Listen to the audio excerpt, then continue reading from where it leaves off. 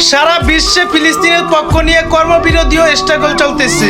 আর অন্যদিকে আর আমাদের পাশের দেশ ভারত, বন্ধু দেশ, তারা ইসরায়েলকে সাপোর্ট দিয়ে স্ট্রাগল করতেছে। এজন্য আমি মনে প্রাণে ভারতকে ঘৃণা করি। ভারত কখনো মুসলমানদের বন্ধু ছিল না, আর কখনো মুসলিমদের বন্ধু হবে না। আর বিশেষ করে আমাদের বাংলাদেশের কখনো বন্ধু ছিলও না এই ভারত।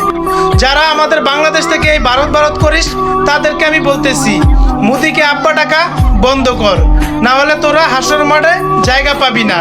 দেখ তোদের ভারতের বাবারা কি করতেছে।